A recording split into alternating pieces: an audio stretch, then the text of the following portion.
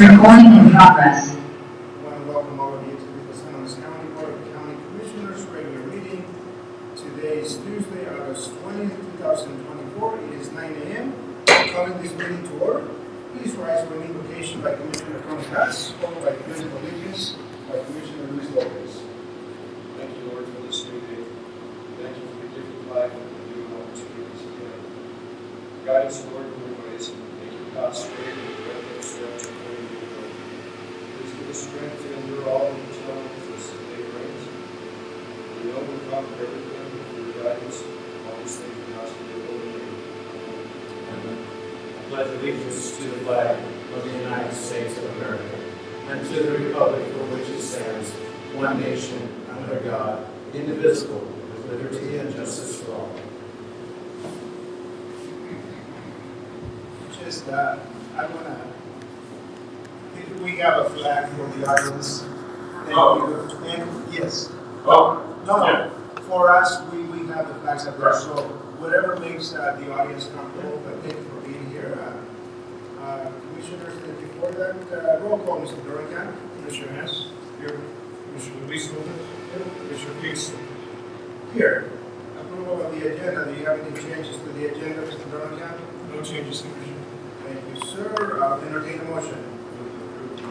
Second motion. Commissioner Luis Lopez. Yes. Commissioner Hess. yes. Commissioner Peace. Yes, once again, welcome to all of you. We're going to go into section 2, consideration of minutes, regular meeting.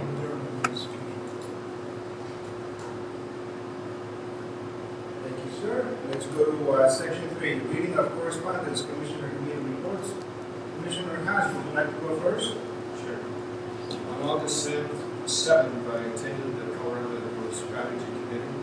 This meeting was to update committee members on outreach meeting responses and to provide feedback. We also reviewed inclusions of the final draft for the cooperative Colorado partnerships. They intend to unveil the revised draft plan at the Envision Chafee Connecting Colorado Health and Survival on September 25th. On August 8th, the Environmental Impact Assistance Fund Committee met. This was the update and the training for all 11 voting members of the board, new and returning. All 14 regional managers and assistants were present with updates from their regions. We reviewed direct distribution factors based on oil and gas extraction. This factor is calculated based on employee count and active mineral extraction areas. For example, Los Angeles County has 245 active employees at the time that this data was collected. We also reviewed challenges that were submitted for each local government. 595 challenges for Los Angeles County, 17 of them were sufficient. Challenges are related to addresses of the employees. So the address submitted by the employee has to be current. The total count for employees in Colorado is now 8,135. On August 9th, Colorado Health Pool met with their quarterly budget meeting, and they did the claims review. The total assets is $17,219,000. Los Angeles County is currently as a rate band 2, and they informed us of the loss rate at 9.8% by 2025, and I believe Los Angeles County will probably go up a rate band next year. On August 9th, the Colorado Outdoor Partnership, I got a call from Jody Kennedy. She's the director for the Colorado Outdoor Partnership, and she asked me if I would fill the vacancy that they had on the executive board for the ag seat, one of the ag seats. As you guys remember, I don't know, maybe 18 months ago, on a whim, I attended a Zoom, and it talked about agritourism, the possibility of agritourism in southern Colorado. And not one ag representative on the call at that time, and I relayed to them that message. And as of now, as of yesterday or whenever this was, we have 4 ag seats. Eric Lynn from the Colorado County Land Trust, it's conservation easement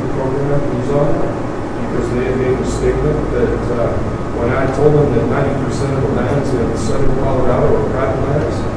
A gentleman from the Nature Conservancy told me that you realize that 40% of those lands are in some form of conservation easement.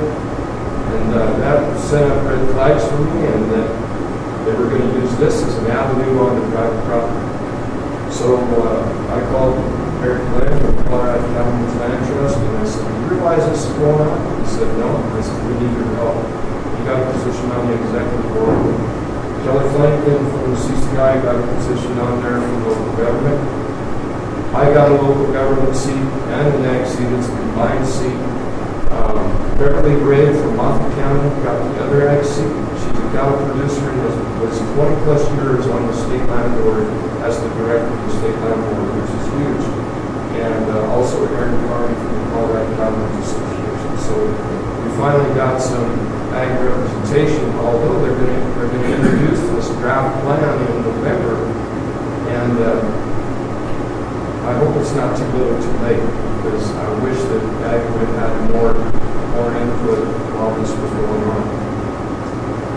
On the 12th of August, all of the commissioners attended a CDOT meeting.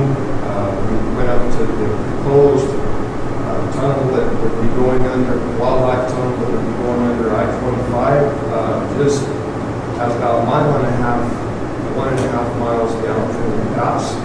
And I forget Gabriel's last name. Anyway, he was the gentleman from CDOT that gave us the tour. And he showed us approximately where the wildlife tunnel would be constructed and the rationale behind the build. Raton Pass, from Raton all the way up to the pass, headed north. They've got the wildlife fencing up there. It stops at the state line. So what that does is it channels all the wildlife that are trying to get to the west side of the highway to that area. And because of that, there has been a significant increase in car-animal collisions, wildlife collisions right there at the state line. So by extending the fence on down 1.5 miles on the Colorado side, and then putting the tunnel under there, this wildlife tunnel is huge. It hopefully will alleviate that problem. I think the rationale made sense to me, so we'll be talking about that soon. On the 13th of August, Action Colorado Board received an update from our lobbyist, Michael Beasley. The discussion on a special session and regarding the deal that Governor Polis and Michael Fields are trying to make regarding the future of 233, 50, and 108 to the compromise, and then we found out that Wiseman and Hanson have a ballot initiative proposal called Initiative 95, and we got a request from Wiseman to sign a letter of support for this ballot initiative, and actually Colorado said, no, we're not doing that. Enough monkey business. This is bad governance. We're doing this anyway, out of session. Anyway, we're going to oppose that. We're going to move ahead with and support the compromise that Governor Polis is trying to make with Fields. On August 15th, CCI met for their budget and ex-doc meeting. CCI has a clean opinion with no findings and a very healthy financial position. On the 16th, Colorado Technical Services Institute, CTSI, or CCI, had their budget and ex-doc hearing. The same, has a clean opinion with no findings, a very healthy financial position. Okay. On August 16th, I attended my first Colorado Outdoor Partnership board meeting on the executive team. CPW gave their habitat update, and Jackie Miller said we've had 25 meetings up till now. And Casey Cooley with CPW Habitat, the habitat areas that were identified they're working in tandem with BLM, really trying to define where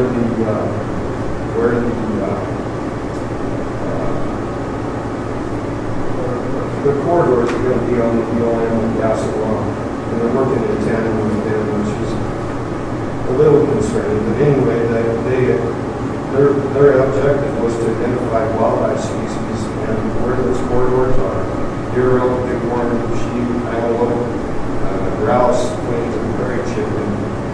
And they have just about done that. They're going to roll out their wildlife action plan and at the meeting we're going to have on September 25th. The BLM director, Bill Sack, was there, and I asked him, I said, with all of the plans and processes that are going forward, I haven't heard you once talk about the grazing allotments that are up on BLM. Is grazing going to be allowed? Is that even part of the plan or the process?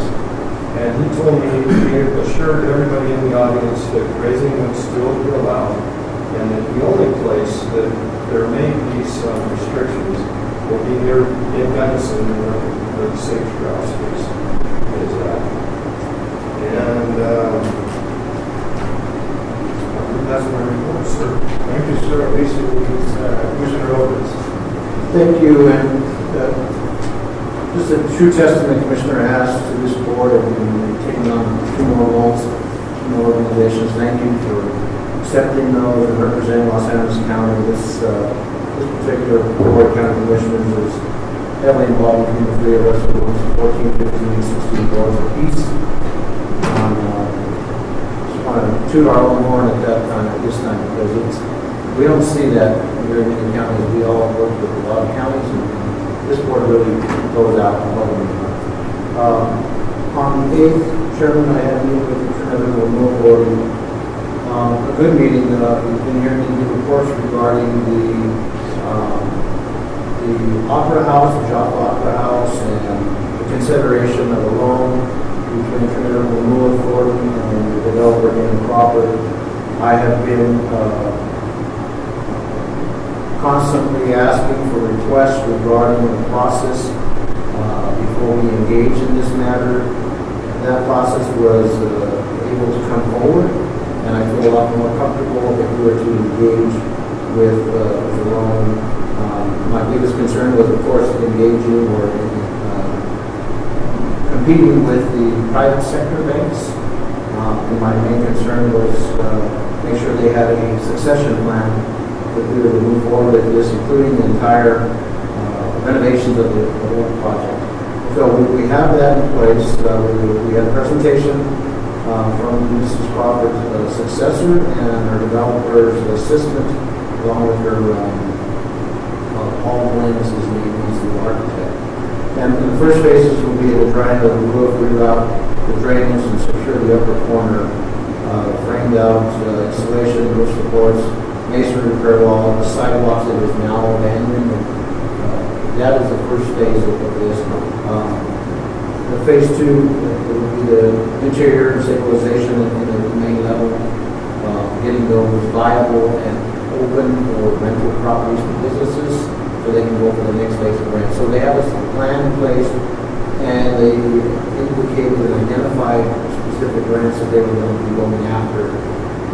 At this point, we are now in negotiations with the chairman and member director Pat Howlett of the Renewal Authority to negotiate that contract. I asked them to make sure that we vet that process properly, as we would as another bank, including financial disclosures. We'll keep private, of course, but to make sure that the repayment of the loan will occur without incident. So that will be under consideration, I'm assuming, for the next board meeting. We are still looking for a bank to facilitate all of the paperwork and the processes before this time. But we got what securities out of this to see the long-term result of building being better. And that was my biggest concern. Just put a Band-Aid on it for the next 2-3 years until we kick the can down the road and there's no plan. So they did present that plan, so I'm very happy with that. And then we went on with our regular meeting. There wasn't much other than day-to-day business. On the 13th, we had a work session here. We're looking forward regarding our voting coming up, and we resolved those issues for the community. and for the recorder's office. We thank our veteran service officer for stepping up to the plate and allowing use of his office space. So thank you very much for doing so, and the clerk and everybody is satisfied moving forward and we are in compliance with the state statute for the voting for the recorder's office for this year's election. On the same day, I attended a city council meeting, and I was very upset with the way their work session went that day. I was requested and asked to be there by a council member to discuss the homeless issues from the county commissioner's perspective, because we do represent the city of Trinidad as well. Our districts keep them in the city, and no one was called upon to speak at this work session. They're actually going to table the item at first until one of the council members spoke up and said there's only 4 people here. I don't know the protocol for the city council, how they do work sessions, unlike what we do ours here. It's pretty much a very relaxed format. We invite people to come up and speak to us regarding their issues and concerns on the topic that is on the agenda. Unfortunately, the city of Trinidad isn't allowed to do that at the work sessions, and I really wasted a couple hours of time being there. I was invited to come back tonight to speak, and I had to thoroughly thought that through for a 3-minute public comment frame. I don't know if I could get all out in 3 minutes to properly explain. There was some discussion regarding conversations of the homeless issue that Detective Lay said we invited the county and we haven't seen them. Well, we haven't been invited since last October 28th. We just recently received an email regarding our meeting today at 8 o'clock. So there was some other concerns brought up by the chief of police and chief of police regarding why they do not prosecute and jail any of their violators of their city ordinances. And while there's not a contract in place with the county jail, and that would have been easily fixed, we do have those contracts with other counties throughout our region for Sheriff Navarrete to accommodate other inmates from other communities. I think it's just that the city's never moved forward with that, and they should have a facility in place for when they need to prosecute their municipal violators in the municipal law. So very disappointed in how that process went. I haven't been to a city council work session in a long time, but this was a request and an invite from another council member for me to go speak, and we're going to go out to speak.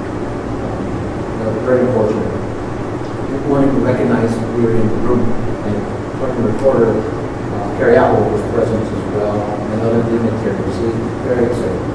On the 15th Front Range Rail, Passenger Rail Executive Committee met, and we are moving forward with grant processes and how we're going to start fundraising for our ballot for 2026 for the Front Range Rail. There's a lot of activity coming up for the rail. We will have our retreat now in October in Denver, and we have a board meeting coming up next Friday to discuss other issues that the executive committee would like to express to the entire board.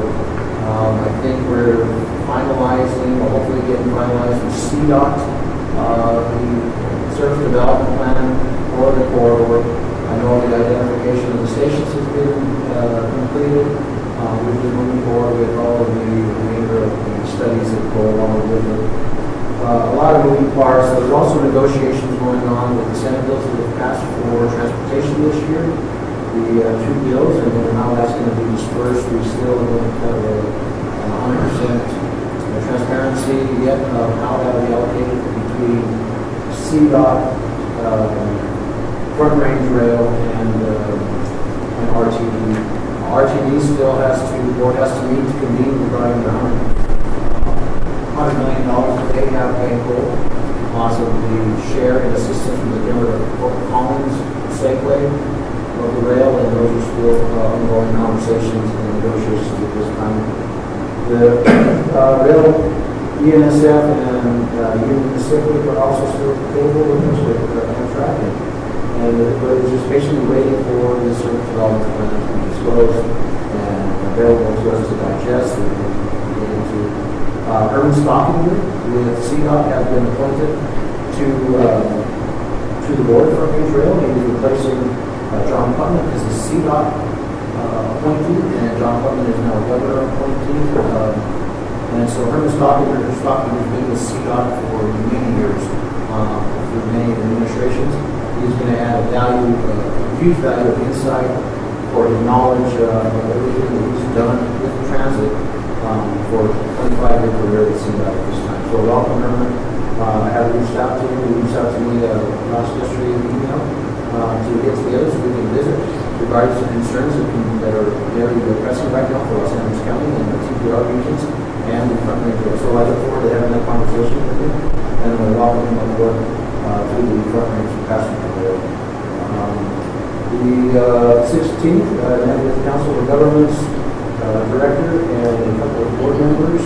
We had a meeting with some consultants regarding, they are the actual lobbyists that are working with us for the bill that we're going to try to move for the TPR boundaries. But they also are available to us for possible grant writings and our lobbying services throughout southern Colorado. So we're going to be looking at some more presentations from them regarding, this was an initial presentation regarding costs and expenditures to acquire their services. I have been an advocate for a grant writer for Council of Governments for 8 years now. Unfortunately, with COVID and everything that hit, it wasn't attainable for us to move forward and the revenues weren't available to us. In this capacity, it might be something that if we can finance it properly and share expenses and maybe share use in the communities between the cities and the counties as well, with the grant writer available to all of us through Council of Governments, it might be a win-win. So to pay for it was going to be another issue. How do we get that done? I asked Mr. Blasey, Council of Governments, to look into the fees that they collected from the counties and city municipalities, and he did that.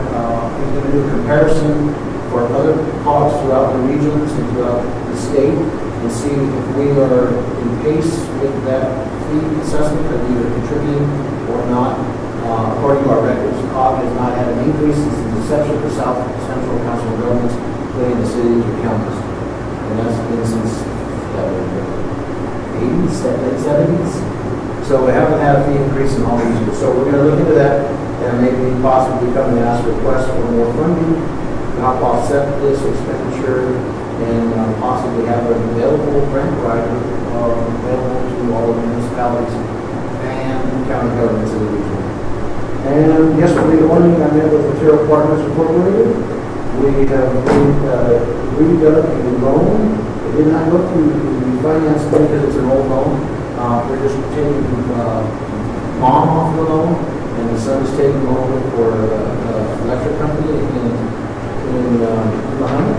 And the balance is $29,000, which is very small. They do have a $100,000 line of credit with us, and they are at zero debt this time, so it was a no-brainer to assist with that and get that transfer over with no origination fees, since they are such a good borrower and they're line payer on their debt, and we move forward with that. And that's one last thing.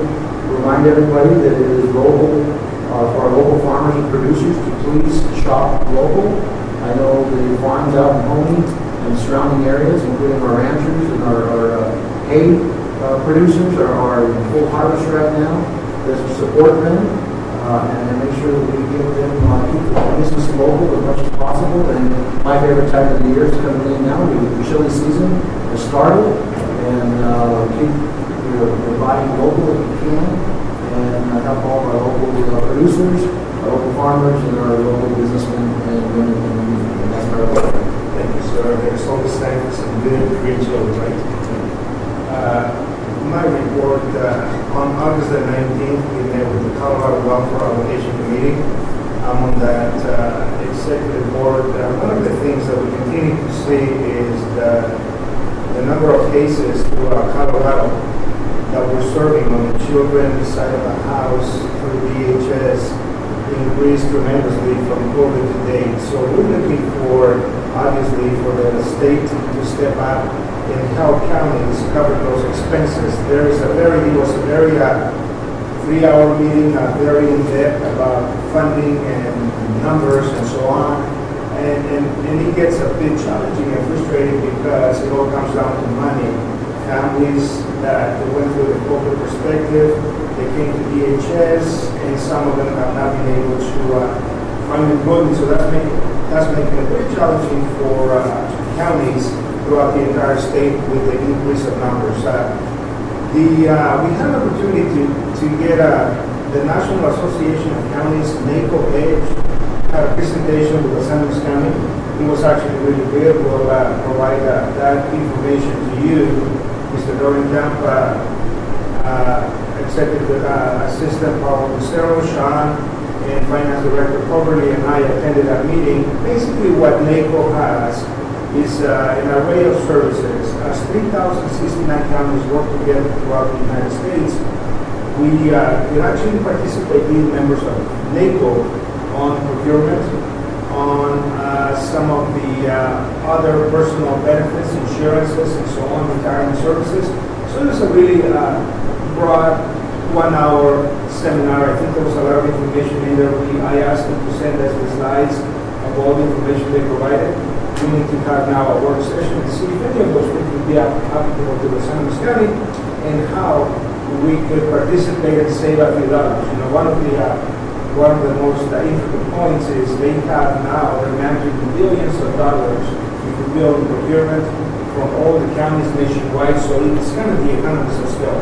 But we'll follow up on that. One of the most important meetings I wanted to mention is we had a meeting with CDA last Thursday, Colorado Department of Agriculture, and we continue to see this from the Department of Ag, Food and Drug Administration, Center for Disease Control, warnings on dairy cattle. There is a high pathogenic avian influenza in dairy cows. And one of the things that we asked the CDA director, how are we promoting that information? How are we helping farmers and ranchers in the most needed areas? It's through information, so go to the Colorado Department of Ag website. One thing that the impact has been on the northern part of the state, but one of the most challenging points that are currently cats that are going into the dairy farms are now getting infected. There has been, I believe, 2 human cases with very little symptoms. Nonetheless, this influenza is out there, so anybody that has cattle, keep an eye on that and keep checking with the CDA, because it was quite alarming, to hear how Colorado has become the epicenter of this particular influenza. And if I may, Chair, please advise them to contact the local health department. Yes. So they can help track that issue as well and report to the CPH. And we had that discussion on that board meeting. Very good. So it wasn't huge on our radar, but we are available to help. Yeah, it is, and it is there. So just keep an eye on it, because certainly who knows how this thing is going to continue to evolve. The other topic of conversation in this particular meeting was the wolves, the introduction of the wolves, and I can tell you that the participants on this conference call were happy that apparently one of the tribes, either in the state of Washington or Oregon, has declined the exportation or the exportation from their state to this state of wolves. So from the participants on that, we told them there's no hurry. On behalf of the farming and ranching community, go ahead and keep putting that off if you will, because right now, the farmers and ranchers that are being impacted, especially up in on the northwest part of the counties, they're really being impacted by depredation. So that is yet to be seen. And we also, there's going to be a gathering at the State Fair in which CDA is going to have a booth. If you happen to be at the State Fair, stop by and ask questions about this pathogenic influenza on dairy cattle, what's happening with wolves, and so on. But with that, there were some other questions. What's going to happen on the upcoming legislative session? We're hearing that other predators might be reintroduced to Colorado. So that yet to be seen. Keep an eye on what's coming up. And so that was pretty interesting. One of the reminders is that on August 26th, this coming Monday, and I'm going to leave the the meat of the special session for Assessor Amado that's here with us this morning. The governor has called a special session in Colorado once again to address property taxes. We understand where this is going. The agreement has already been done. The session has been called. So we need to keep an eye on what is happening. As of yesterday, I have heard unconfirmed that it's going to be a 3-day session. 3-day session for such a heavy follow-up on Senate Bill 24-233 could be a little bit challenging. We'll see what happens, but I know we had a conversation already. I had a conversation with Senator Kirkmeyer, went over a lot of the details, which I think she's going to be one of the sponsors of the bill. Also had a conversation with our Representative Winter and Representative Pugliese, who are the chair and the vice chair of the Minority Caucus. So they're well aware of what could be happening. We just wanted to put the sidebars on this particular piece of legislation in counties like ours. We cannot, at the end of the day, we have services to provide to our communities. They can't just shave it off all the way to bare bones, because we have that fiduciary responsibility and the responsibility to provide from law enforcement, DHS, and all the other services that we have, roads and so on. So stay tuned, and we're hoping that the 3 days are going to give enough opportunity for testimony from more than anyone. My conversation with Senator Kirkmeyer is to keep the assessors at the front end of this particular piece of legislation, because the assessment that's going to take place certainly is going to come from the Assessors Association. And thank you. I want to just give a big shout out to Assessor Amado, because she sent me a copy of the initial draft of the bill about a week and a half, so I had an opportunity to read it. And then now they're kind of aligning what is happening. I don't have a copy of the latest, but certainly that's going to be a very interesting special session. We'll see what happens. And I just want to close with this also. The Keeping Trinidad Safe, Communities That Care, we had a meeting as well last week in which we had an opportunity to address what is happening when it comes to the opioid, with the fentanyl, with all of the deaths. If you get an opportunity to reach out to Marcy Key, she presented some facts. How many individuals between Huérfano County and San Luis County, through a report that is probably through CDPHE available, how many of the deaths that we have witnessed due to opioids have had any type of a fentanyl lace type of things? That report was very interesting, and so that meeting was really eye-opening of what's happening to small communities. From the opioid perspective, the opioid funds will continue to work on promoting and providing those funds for small community services. And so it's a lot of challenges coming our way, and all at the end of the day end up with how much money is that going to cost us. So that's going to be my report, and certainly welcome all of you at this point in time. Elected officials updates. Assessor Amado, thank you for being here today.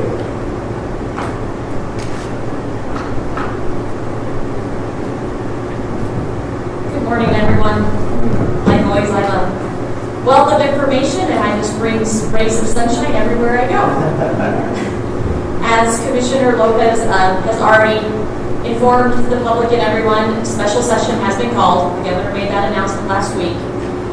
The Blue Collar Commission, Property Tax Commission, will be meeting again this Friday on August 23rd. We think it's cutting the timeline a little short, but that's some of rural counties' opinions. As you had mentioned, there's a lot of backdoor conversations and backdoor meetings going on at this time. So the 23rd to the opening day of session on the 26th, that doesn't give anybody a lot of time to give comment, break down the bill, break down possible pitfalls, what could be long-term implications to this bill. The bill that I showed you all and that I passed on is in a draft state. It is being changed again as we speak. Unfortunately, they're keeping this very close to the vest. There's a very small group of people that are in on the negotiations at this time.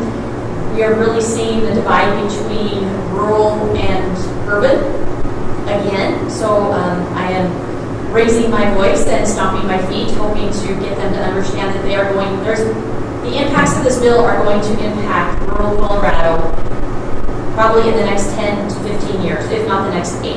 And it could be a fiscal decrease that we're going to see because we're talking about lowering assessment rates, we're talking about decreasing values.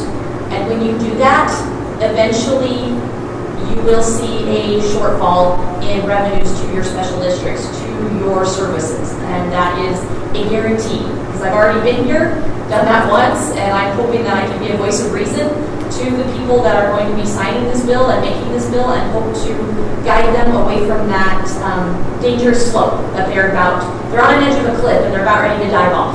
And I'm hoping I can give them some words of wisdom, because Los Angeles County has been there before when we set our mill levy, when we had height of value and we were having a lot of robust economic times. We decided that we were going to lower our general operating mill levy. The next year we saw our value decrease in half. And I'm afraid we are going to be seeing that.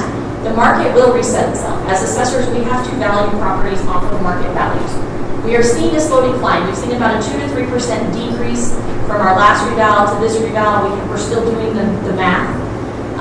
But we are seeing the market come down. My personal opinion, we are going to see probably a significant market reset here shortly due to the fact that interest rates are high, houses are on the market a little bit longer, things aren't moving as fast as they were 2 years ago. The market's going to reset itself. It always does. It's a circle. We saw it in the 80s, we saw it in the 90s, we saw it in the early 2000s. We're going to see that again. In 22 years, I've been through 2 market readjustments in my 22 years as in the assessor's office. We will see this again, and my concern is when we see those market values come down, we've legislatively set our assessment rates and our actual value reductions here. We need to have a mechanism or something to recorrect. I personally and professionally would like to see a sunset in the bill. I have reached out to my colleagues. We are having conversations as we speak. Some are for it, some are against it. We will see what prevails. And the whole reason that the legislature and the governor have called a special session is to deliver further property tax relief for Coloradoans and avoid the impacts of the proposed initiatives, the ballot initiatives that are possibly might be on our November ballot. Legislative leadership and the governor's office and the initiative proponents have an agreement in place for a special session, which we know we've already called. In addition, if additional property tax relief is passed, currently we are under Senate Bill 24-233, which will give us property tax relief in 25, 26, 27, moving on forward, which is reduced assessment rates, classification changes to properties, valuation reductions in actual values. If the legislature and the folks that are proposing the initiatives, if they can reach an agreement, the ballot proponents will withdraw the measures from the 2024 ballot. There is a pledge to pull them and not to introduce any legislation or any ballot initiatives in the coming years. We'll see if that pledge holds water or if it's like a spaghetti strainer. That's anybody's guess at this point. That was one of the questions I was asked directly at the early meeting we had at CCI. With the proponent, Mr. Fields joined the meeting and he was asked directly, will you abstain from introducing any in future years? And he said, yes, we would. I believe that we were at the meeting, and so certainly the board is out there, and if there ever was another push to do this, I think he will go out and push back. I think he will get pushback, but knowing the gentleman, I'm still a little leery at this point in time. Question for you. Is there any negotiations about backfill for the county with the governor and what fields are doing right now? Because Illinois does have backfill. The backfill proponent is a large hang-up to all of this because the 2 ballot initiatives, so ballot initiative 108, the statutory initiative will reduce assessments for homeowners and businesses and increase overall property tax revenue by $2.4 billion statewide. Initiative 50. This is a constitutional initiative which will limit statewide property tax revenue from increasing more than 4% from a prior year. Under this initiative, if a local district or government or local entity wants to increase by more than 4, it would require a statewide vote for one local district to do that. So 108 references backfill. That has been the large issue because of budgetary concerns at the state level. It would be good for the county. It would be great for the county. It would be great for fire districts, all your small districts, your ambulance district, your fire districts, our health districts, those districts that need it. I don't know if that will get to the table. That is a large hiccup in this process. And that's in the compromise. It's largely up to the compromise. I keep hearing that. I have not seen it in black and white, and unfortunately, none of us are going to see anything until probably Monday morning when the session gets called, since they are having a meeting Friday. So the Blue Ribbon Commission is meeting this Friday. Is meeting this Friday, the 23rd, Recommendations to the legislature as to what is that they want to cover.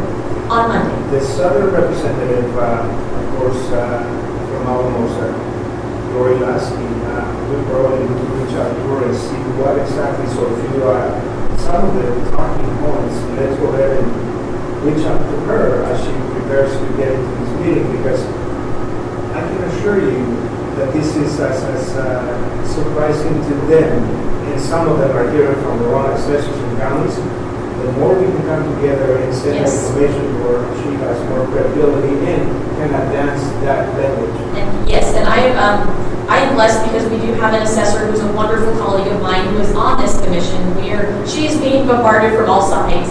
Unfortunately, she's just one voice at the table, but we are hoping that we can get some common sense put into this bill, because we have seen in the last 3 years, bill after bill after bill, that assessors must implement, and we are too good at our jobs because we will break our backs and our necks to get this done. But I am concerned at the long-term impacts, the unintended consequences that this bill is going to leave for those that come behind us in the next 8, 10, 15 years, financially. One of my primary concerns with this whole process is it's bad governance. When you can have an ordinary, just a regular individual, threaten to bring a ballot initiative forward and then negotiate with the governor after session has ended, that is bad governance. Because I'm afraid it's going to set precedents, and every time there's an outcome that somebody doesn't like, whether it be the wolf or the grizzly bear later or whatever, then they can do this. Commissioner Mass, I agree 100%, and we've already set precedents. When Proposition HH failed on the ballot initiative, a special session was called at the end of last year to perform exactly what you are speaking of. So we've already set the precedents. We're just here again. It's same song and dance, just on a different day. Mr. Mono, the Assessors Association and CCI and all the organizations are the kind of commissioners and assessors. Do we have any other elected official associations, the clerks, treasurers, and district attorneys involved in any of this for putting their input? Because this ultimately affects their budget, and if it comes back to us, there's a negative impact. I have not heard from the clerks. I think the treasurers are keeping their finger on the pulse of it, but I don't believe they are in the thick of it. I can tell you Small District Association, SDA, is in it. I have heard that some fire districts, they're starting to pay attention. And I don't want to be the doom and gloom, but I hope to express my concerns and the knowledge that I have through the experience of having limited resources at a local level to help guide them to not make the same mistakes. If they can learn from our mistakes, then we've done our jobs and we've saved somebody else's small district, somebody else's county, some other public provider from not being able to provide services to their constituents. Thank you for your service to this community and for Thank the you. committee and for the update today. Not a problem. On a side note, is there any way we can get word out about our handicap parking? The last 2 weeks I have had multiple people stop at my office, and I know a lot's because District Court is starting to change down here, so I have a lot of folks that are stopping at my information booth, if you will. needing to know where they can park handicap. I've explained to them that it is not the county's issue, it was a city issue due to no longer having handicap parking in the front. But if we can do some public outreach or something, because they are having a hard time walking from this side of the building all the way up and in, I'd appreciate it. We have, people this morning. If they're aware that the parking is on First Street, I'm not sure what public outreach. Yeah, they're not aware. Most of them are parking. Let's put it on the website. Please. And on the same kind of, with the assessor, Assessor Amaro and I had a conversation as well, as I attended this NACO conference about Hyder's responsibility on the software side of the house in preparation for what could be the many calculations. One of the national representatives was able to reach out to the San Luis County, and so certainly the conversation is ongoing to plan. What price? No, actually, this Currently, is... it will not, but I can tell you, we had a conversation yesterday. I think we're going to see all software vendors are going to increase due to the fact that we continue to have special session after special session. We used to be a very predictable timeline and calendar legislatively, but now we are changing the way we do business. Everything's changing. And so the cost of business will be going up eventually. Currently in our contracts, if we have legislative change, they have to pick it up, but they also have to cover their bills, so we will see fees or something somewhere else. We appreciate the graciousness from Tyler Yes. to send us a national representative from this begin, because we know that if the San Luis County is looking at these software upgrades, every county will have to go through the same. Yes. So, Sir, sir, if I may, and this is helping out, type to do it, but since Assessor Amaro brought up ADA parking, I do want to make it publicly known that the county did seek funds to revamp our entire courtyard parking lot that included. And there's three parking spaces, and we were told to pull that rate application because it wasn't going to be funded as of the state level. So we're kicking it around. So Thank you. we are doing a lot of research to actually increase a couple of more parking facilities to the south of the courthouse, but that's to be determined. And that grants been applied for also this year for it. Very good. Thank you. Well, I will keep you all informed as the world turns in my little world. And I will be spending, I have a feeling I'll be glued to my computer and my cell phone an entire weekend. But I will keep you informed as information is coming down the pipeline. And thank you so Thank much. you. Thank you. Can we cast blame on who's actually holding us up on the grant? The board wishes me to explain where the, as It's not us. model calls, Yeah. where the gift of it is. District called. Yes. Thank you, Mr. President. Let me now call on any other elected officials that may be present. Anyone from the clerk and recorder's office? Anyone from the treasurer? Sheriff's office? District attorney? And for order.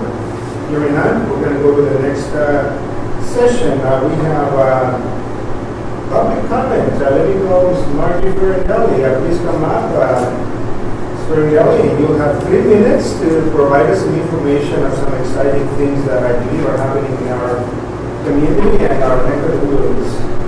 Thank you, commissioners and staff. Margie Ferrandelli, History Colorado. I just wanted to share a couple of things coming down the pike for Governor Polis. History Colorado, Governor Polis has tasked History Colorado to consider a Hispanic, Latino, Chicano museum off of the Aurora campus up in Denver. So what they've done is they've hired one facilitator to go to 14 different communities within Colorado to get local and regional input. And so I wanted to share that our specific time is September 10th at the Commons from 5:30 to 7:30. You don't have to be Hispanic to be there. Anybody has an input, we'd love to have you there. So that was number one. Number two is, as you all know, 2026 is our 250-150 celebration for Colorado and the United States, but also an extra 150 for Trinidad. So again, we are starting to cast our net for different organizations and people who might be interested in reaping some of the benefits that we're putting out as far as logos, stipends. So basically, October 17th from 3 to 5 at the Blue Mansion, we are going to have our first meeting trying to get some people to form a committee for our county, for our town, and kind of, again, cast that wide net, see who's interested, what we can do, and basically what are the organizations already doing, already have in place that we can just help bolster up and make more exciting and possibly throw some money at them to make it happen. So that's all I have to say. If you have any questions, feel free to reach me. I'll leave some flyers. There's also some links there that you can RSVP and find out some more information. Thank you for your time. Thank you. We normally don't engage, but I want to say thanks for coming. And you Marty yesterday and asked you to come here to give us information, and you really have some happens. Yep. So thank you for coming. Thanks for the invitation. Thank Where should I leave some of these? Just right Bring here. with us. Okay. All of it. We are now going to jump all the way to section 9, new business. 9A, consideration of 24-A RFQ B1 Harry Stokes Airport Septic System Design and Installation Oversight. Mr. Dorrington. Commissioners, he must have missed one of the professional issued an RFQ and received 2 responses for that RFQ to design a septic system at the airport facility. The current arrangement of septic taken care of, if that were to describe it, is antiquated, so we're upgrading. Matter of fact, there are no design documents anywhere that anyone can find in the health department. The city of Trinidad, the city of Trinidad is prior over that airport here. They must send this county's archives and show how that system is designed and where it actually is located. We have the septic tank as far as drainage fields, etc. We have no idea what we have out there. So that means services right where it is necessary. We interviewed both the COWC and 3 Rocks, the 2 respondents. Come to the chase, we recommend that the board award the RFQ to COWC. Appear that either firm will do a good job for us. They both have experience in designing commercial septic systems or on-site water treatment systems that we use now without terms. So we will do a good job. Since the COWC was a bit, proposed fee was a bit lower than 3 Rocks, about $1,000 over our recommendation was we budgeted $50,000 for a turnkey project. Airbnb, I went off and bought at a residential. Septic systems were costing, but after speaking with both of these firms, there is a huge difference between commercial. You go in there on 50 gallons or 100 gallons a day usage. There's a huge difference between commercial and residential. So 50,000 would get us this design. This would be a pretty huge win for us with the type of septic system. Probably 150,000 for suggestions.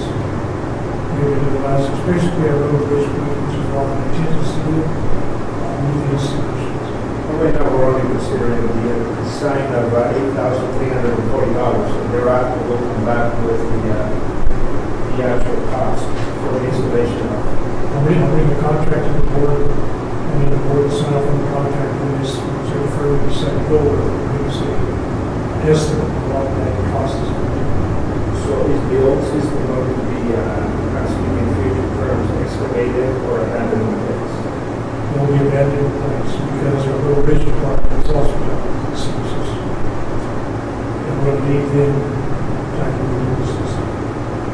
Cool question, Mr. Burkamp.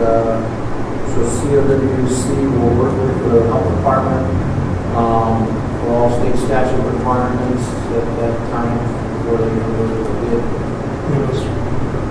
As a board of health member, I know that tends to be a hiccup or something, especially for residents. And you're right, the expense sometimes can be quite expensive, especially due to engineering and soil compaction and perk tests and stuff like that. So, thank you. Commissioners, any additional questions on that project? Hearing none, I will entertain a motion. Motion to approve COWC consultants for $2,300. Second motion. Commissioner Hess? Yes. Commissioner Eastman? Yes. Commissioner Pixley? Yes, thank you for all that and keep us posted as to the second phase of the project that we will hear about it. So we'll now go to 9B, consideration of serving as the lead agency for an infrastructure investment in Jobs Act off of Interstate I-25 Road Pass Wildlife Fencing Grant Application. Mr. Burlington. Commissioner, the Department of Transportation has the county to be the lead applicant on the grant that provides some fencing on that profile, pretty close to the top. So it's, the commissioners have the engineer and the commissioners reports, and that's what's in front of them. Yeah, by the way, Commissioner has asked me what was Mr. Gabriel's last name. And so certainly we thank you, Commissioner Hess, for that. We have an opportunity to meet with them at the proposed site. And from what we saw, there is a small creek that goes by. And so certainly they, Mr. Capillo mentioned that there's not going to be any interruption to that creek. And the location where from east to west, Commissioner has had a lot of questions because he knows the property back in his hand. So I think when we walked away, we felt comfortable that it would be a good proposed location. So bringing that back, I think it would be my recommendation personally would be to support this. And Chairman, if I may add, I'd like to thank Rob Fry, who's our planning and environmental manager, for reaching to bringing this forward to us. To myself and Commissioner Galusha with the Transportation Planning Region a few months ago. We're at the end stage of this, and thank you for the site visit for the board as well. I did have a conversation with Mr. Fry regarding the administration of the grant, and moving forward, I feel comfortable with the results of that. Christy Polk, our finance director, has some concerns, and I believe that conversation has been had and been resolved. So there are no other further questions moving forward at this time, and I would also second the motion made. The only comments, Commissioner Adams? Yeah, one of my primary concerns, it wasn't going to be a burden on the ranch owner on the west side of the highway, and that it wasn't going to be animals right out on the road of the highway. I can step in and ask also. So he assured me that we had a conversation with that landlord, and he was okay with it as long as it didn't encroach on his property. And they're going to have to do a survey to find out for certain that there is a street there, but between the railroad and the highway. And anyway, they can't do that until they get permission from us. So, yeah, I would like to make a motion to approve serving as a lead agency for an infrastructure investment in Jobs Act I-25 Actual Pass Wildlife Fencing Grant. Second the motion. Commissioner Reese Lopez? Yes. Commissioner Hess? Yes. Commissioner Peterson? Yes, this is going to be an exciting project. 9C, consideration of full service engagement and fee agreement. Mr. Burlington. I would defer to County Attorney Nelson. All right. Commissioners, this is to engage Pauline Home to assist us in the negotiation process for the union contract with the government. Thank you. And I know we had a conversation on this. So, commissioners, any additional questions on this? Otherwise, I'll entertain a motion. to approve the Foley Home Service Engagement and Fee Agreement. Second motion. Commissioner Hess? Yes. Commissioner Luis Lopez? Yes. Commissioner Peterson? Yes. Thank you. 9B, consideration of memo regarding hours of operations. Mr. Dorota. Before you make consideration of the commissioners, is what you're referencing. A memo regarding the hours of operation, kind of a reminder to department heads, elected officials, others, et cetera, about boards, hours of operation, how they establish those hours. So, I think we want to the citizens who we serve, that they can expect when they come into the courthouse that all our offices are open to limited services at certain hours. Like it's been became a hodgepodge, who's closing when, why, and where. If I'm coming in from outside, even outside the city limits, I'm coming in on the new services, the courthouse is open, but the office is closed. Really lives. Thank you, Justina. For the record, why didn't you read that memo? I think it would be good for the listening audience. Memorandum. To Los Angeles County elected officials, department head, employees, subject to hours of operation for offices and departments. Date October 20, 2024. This memorandum serves as a reminder of all provided services for the citizens of Los Angeles County. They should expect consistent accessibility to these services. During the hours of operation determined by the board, Resolution 24-007, creating common files and creating establishes these hours for 2024 between 8 a.m. and 4:30 p.m. Section 30-10-109, creating common files in line to promulgates the board to establish these office hours and clarifies that all county offices shall be kept open during such. Thank you for your understanding and cooperation followed by your signature. Thank you, Mr. Dorota. Any questions, any additional conversation with these commissioners? You know, for those residents that live out in Jamaica, Branson, and drive 72 miles or even further, if they're clear down by Military or even on 109, drive all the way in to do business here in Los Angeles County, and then you only find out that that office is closed. Yeah, I've been with a lot too, so I would like to approve the memo regarding hours of operation. Second motion. Commissioner Luis Lopez? Yes. Commissioner Hess? Yes. Commissioner Peterson? Yes.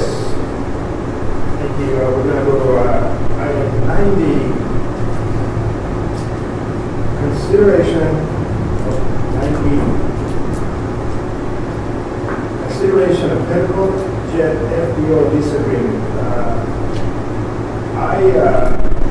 I believe personally, I think we need to, I'm going to make a recommendation to take this short meeting for an executive session, whether we do it now or we do it at the end, and then make a decision. I think I'd like to, council, if it's okay with you, I'd like to call this for a couple of clarification questions on my end, commissioners. If you would agree with that, I will make the motion that we approve now, and then a motion to enter into executive session for a 2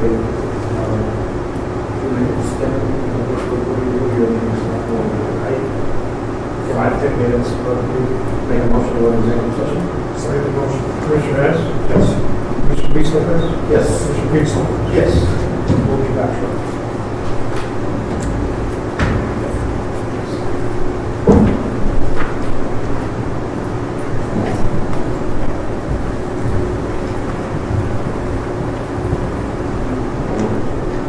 Recording stopped.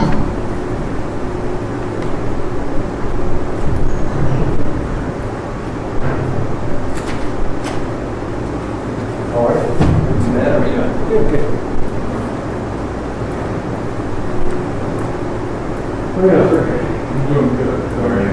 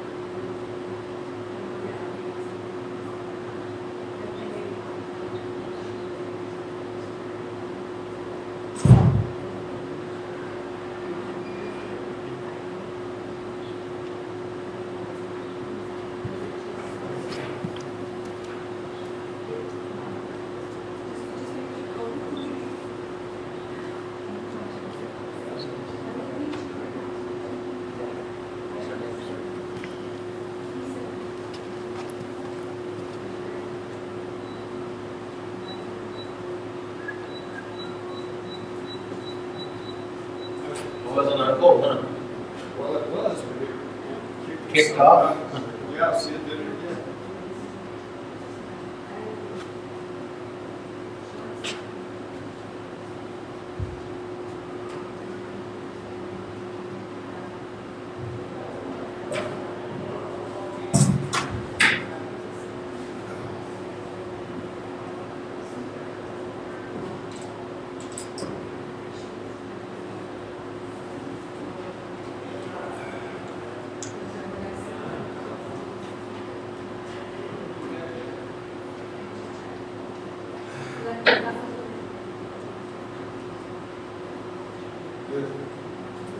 Yeah, I don't think it's actually an issue, we just included it as a protected clause in there, so, but I'm not aware of anything that's actually behind it.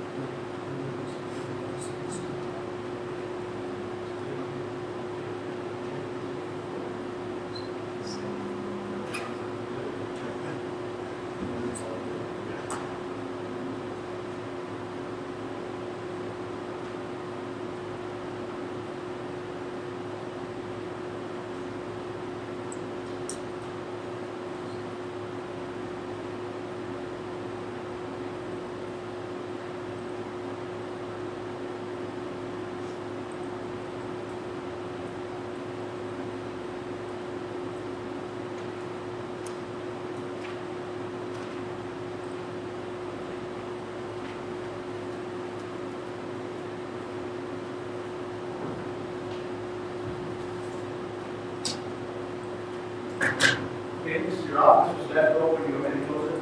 No, the guys are working in there. Thank you, yeah.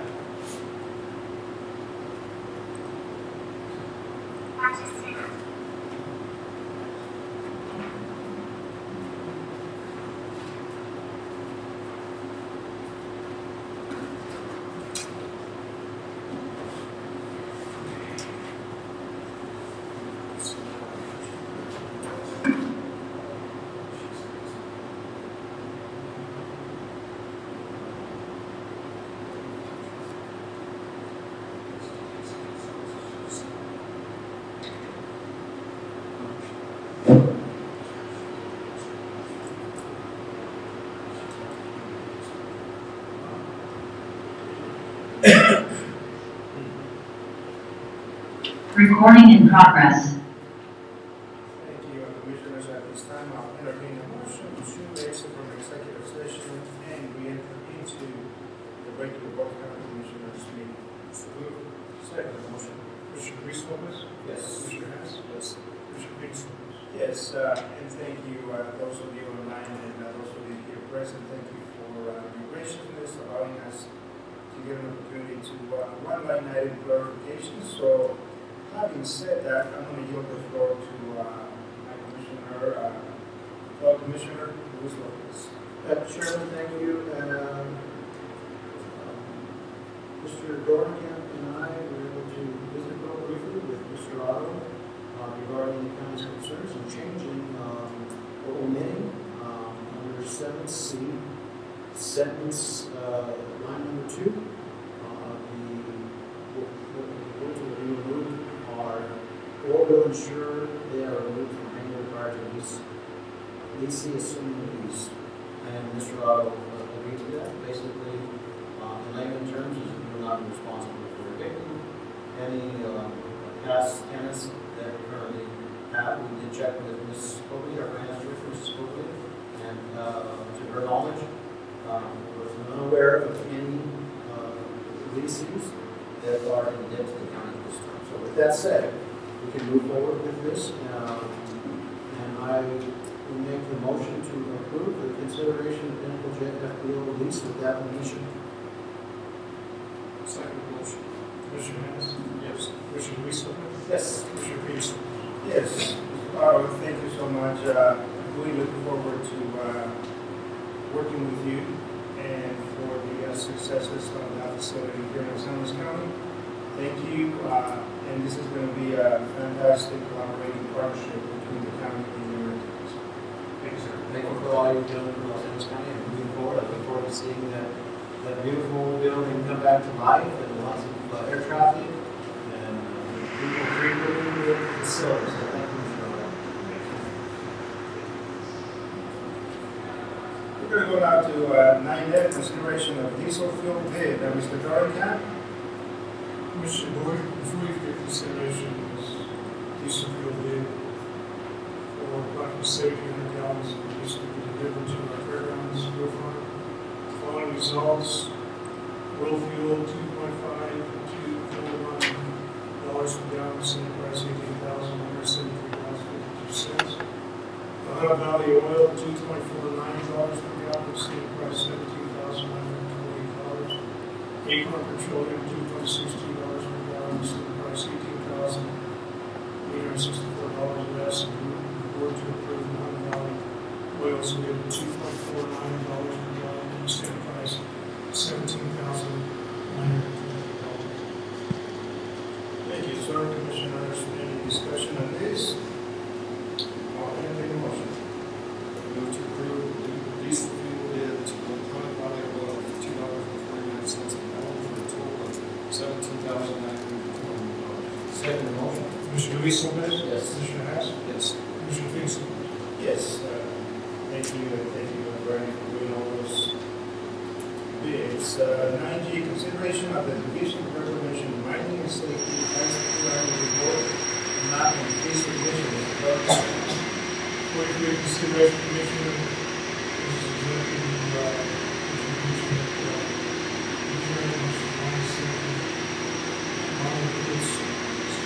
flashing bids being reported up to $3,790 bids of 112 standard procedures that the board has done numerous times in the past. Thank you, Mr. Berocamp. Commissioners, any discussion? Hearing none, I'll entertain a motion. Motion to approve the Division of Reclamation Mining and Safety Vice Prepared Annual Report on Mountain Police Commission. Second motion. Commissioner Hess? Yes. Commissioner Luis Lopez? Yes. Commissioner Peterson? Yes, 9H, consideration of the Division of Reclamation, Mining and Safety Annual Report, Mountain Fees Commission. Back to you, Mr. Berocamp. The same as the prior, except this is for the Sir, same question, commissioners, any questions, discussion? Hearing none, I'll entertain a motion. Reclamation, Mining, Safety, August, Annual Report, Mountain Police Commission. Second motion. Commissioner Luis Lopez? Yes. Commissioner Hess? Yes. Commissioner Peterson? Yes, thank you. 9I, consideration of Division of Reclamation, Mining and Safety, Shannon Creek, Annual Report, Map and Fees Commission. Back to you, Mr. Berocamp. Same as the prior two commissioners, except this is for the Shannon. Thank you, sir. Same question, commissioners, any discussion? Otherwise, I'll entertain a motion. Make a motion to approve the Division of Reclamation Mining and Safety Shannon Creek Annual Report on Mountain Police Commission. Second motion. Commissioner Hess? Yes. Commissioner Luis Lopez? Yes. Commissioner Peterson? Yes, thank you. 9J, consideration of resolution 24-031, sensitive area firearms ban out. Mr. Berocamp. For your commissioners, is your consideration resolution 24-031, since the area of firearms Sir, did you, commissioners, any question, discussion? Otherwise, we'll ask Mr. Berocamp to read the resolution. Resolution Board of County Commission, Los Angeles County, protecting the right to carry in sensitive spaces in accordance with Colorado Senate Bill 24-131. Resolution number 24-030. Whereas pursuant to CRS 3011-103 and 3011-107, Rim 1, Rim A, Rim C, and Rim E, the Board of County Commission, Los Angeles County, Colorado, and hereinafter the board, as a legislative authority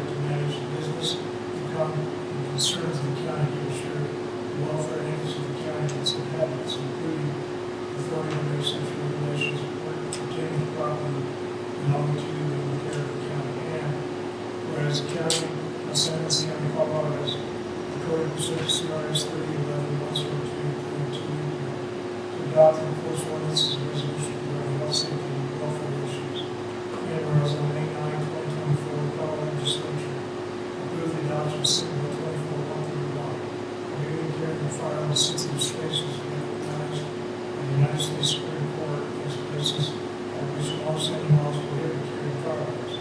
Whereas Senate Bill 24-131 is CRS 18-12-105.3 prohibits persons from knowingly carrying a firearm in the northern line in their adjacent parking areas, the chambers and grounds of local governments, governing body are located, while also prohibiting persons from carrying a firearm to a meeting of local governments and governing body is being conducted, or the official office of any member of the county, unless permitted by local government, as described in subsection 4B of CRS 18-12-105. And whereas Senate Bill 24-131 expressly permits a local government to enact an ordinance, regulation, or other law that permits a person to carry a firearm in local government places described in CRS 18-12-105.3 on B, and whereas Los Angeles County, the local government political subdivision of the state of Colorado exercises authority for this resolution to extend its constitutes a regulation within the meaning of Senate Bill 24-131. When persons not otherwise prohibited from owning or carrying firearms to carry such firearms on property or within any building distance, CRS 18-12-105.3B1-3, including places on St. Louis County, and whereas this resolution shall satisfy with the Colorado Legislature opinion and authorize the county to act by regulation, and whereas carrying a firearm in Los Angeles County courthouse or any other building or portion of the building used for purposes the Department of Human Services building and the Health Department building remains prohibited, except for law enforcement, security personnel for the courthouse or other buildings used for purposes the Department of Human Services building and the Health Department building pursuant to 18-12-105.3 2AEN, whereas it is intended for the board to preserve the rights of citizens to lawfully carry firearms in connection with themselves and the public in the fullest extent of the law. Now therefore be resolved by the Board of County Commission of the St. Louis County, Colorado, for lawful possession of concealed firearms is permitted in all county-owned buildings and adjacent parking areas except the courthouse or any other building or portion of the building used for proceedings adjacent parking areas. A posted location during an election cycle, the ballots are issued cash to count. Department of Human Services building and health department. This resolution shall come effective upon enacted date. On motion made second for the vote.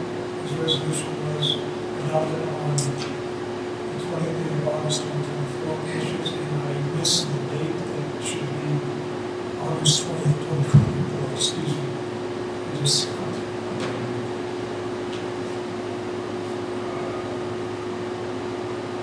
We'll let you slide that as long as we can. well, I didn't proofread like I did. Just one. Just to decide if you want to be effective today, if you want to be effective first, you can choose the date that you want, and then that's why it's up there. So you can make a motion effective with whatever date you want in there, and then Just to comment, the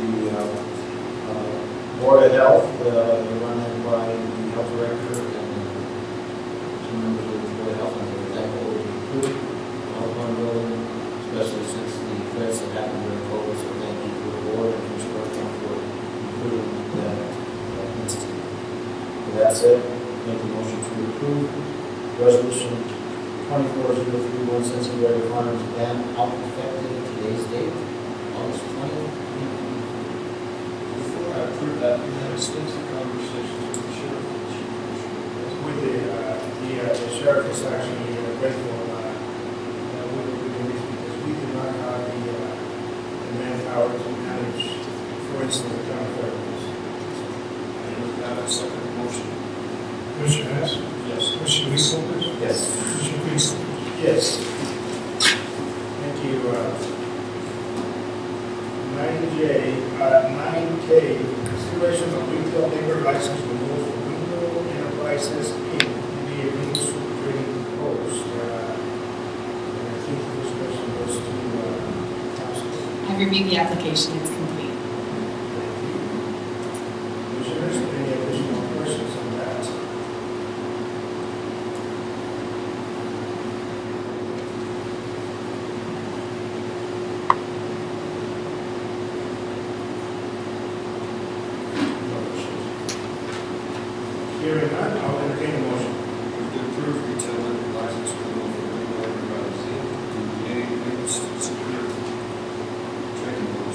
second the motion. Commissioner Luis Lopez. Yes. Commissioner Hatch. Yes. Commissioner Fix. Yes, thank you. Then 9L, consideration of fairgrounds policy modification. Mr. Beltran. Commissioner, before you give us a request to modify our fairgrounds policy by removing vendor booth, participant, vendor sales, surcharges, fairgrounds coordinator Randy Warren has stated that there's been a lot of opposition from different organizations because they feel fairgrounds have agreed to a point that if they're the ones making sales pitches, et cetera, to sell the product, and then the county takes a cut of it, which shouldn't be such a bad idea. That's what I see it.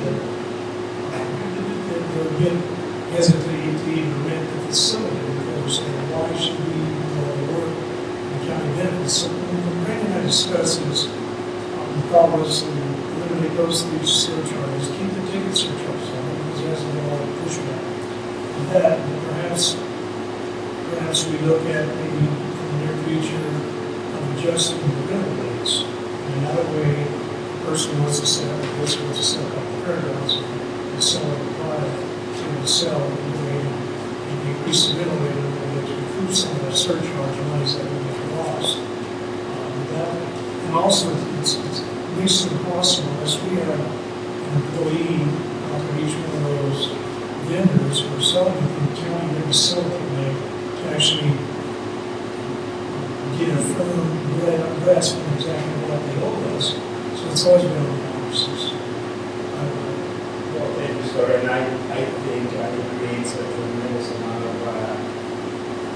work and PR for the person that is actually executing that contract. So thank you for bringing that to us. But it really makes sense. We talked about it. I personally believe that's the right way to go. Commissioner. For me, I got a little heartburn with this, with all the complaints that Fort Brandon is receiving because every time that we make an improvement out there, it costs the county money. And we would like to recoup some of those costs. For instance, the air conditioner that everybody enjoyed immensely. I actually got a complaint that it was too cold, can we turn it down? I said, hell no, we're not doing it. But that was in a big arena, an indoor arena. So I got a little heartburn with that, but I understand the limit that it puts you in. But I think the public should understand that, we're just trying to recoup some of those costs. I couldn't agree more, Commissioner. I would make a recommendation to move forward with these eliminations. However, move forward as well, the administration and staff reevaluate some of the lower fees that are being used at this time, such as the barbecue picnic area, area B, area A, B, and possibly the indoor area B, and see, that's the $500 for standard rate, maybe the hourly rate increase to offset some of those losses, especially for large events that will be occurring, such as the rodeo event coming for Labor Day weekend for next year. Hopefully we can incorporate that for this year. But I do agree that it is cumbersome for Mrs. Bowman to have to track down all of this, and it does possibly persuade folks for not using the fairgrounds, and that's what we want to do, is use it more. So, what's the percentage? I'm going to use that evaluation based on the income that you've received over the past 2 years. I think we've implemented this, and that would be the way to kind of project the increase based on those revenues that would be no longer generated, and incorporate that into the new fee structure, slight increase of sort, and I would be fine with that. I know we can't ask for a Taj Mahal rate when we are in Motel 6, but as we get to the Taj Mahal, eventually with renovations coming to the fairgrounds, for commissioners in the future, Felix especially, weird when that comes to open commission, that we incorporate increases with the renovations and all of the beautification of the facilities coming forward. So with that said, Chairman, I don't have any issues moving forward, and we make the motion to approve the fairgrounds policy modifications. Second motion. Commissioner Hess? Yes. Commissioner Weasley? Yes. Commissioner Peterson? Yes. Thank you, both of you, for bringing this to us. Section 10, financial matters, consideration of payroll and bills for the first half of August 2024. It'll be straightforward, and the questions that we have before we Mr. Sarah, if there are any questions on the bills and payroll.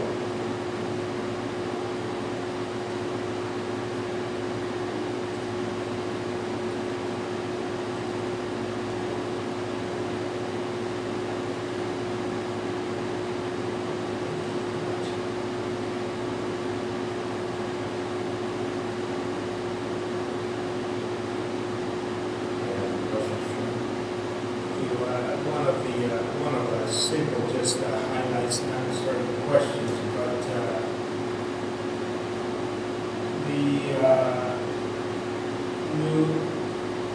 this is new tires for maintenance, road bridge vehicles, 97,000. I think that I believe those are actually new vehicles.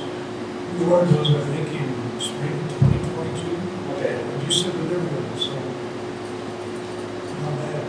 So if we place an order now, we should be able to get it by 2026. Perhaps. Because we're still waiting on the extension office again. That's One more out there, I don't even know what it is. And so doesn't come through. No, they're in September, week of September 6th to find out. I'm glad you ordered them when you did, because 2 trucks for that amount, you couldn't do that today. Well, thank you. Any other questions on the financials? Any highlights? I just want to note that the dues to South Central Council of Governments of 13,000 was recently paid, and the reason why it wasn't paid the first of the year, I talked to Director Blasey, that he did not submit that request until recently, so that is why that's there now. It wasn't the second year. If no other questions, I'll entertain a motion to approve the financials. Move to approve payroll bills for the first half of August 2024. Second motion. Commissioner Weasley? Yes. Commissioner Hess? Yes. Commissioner Peterson? Yes, that brings us to section 11, executive session. The board will be in executive session under CRS 24642 for B, confer with the county attorney for the purposes of receiving legal advice on specific legal questions. Item A, contract. B, courthouse phase 3. Commissioners, I'll entertain a motion to go into executive session with a small recess. So moved. Second motion. Commissioner Hess? Yes. Commissioner Weasley? Yes. Commissioner Peterson? Yes.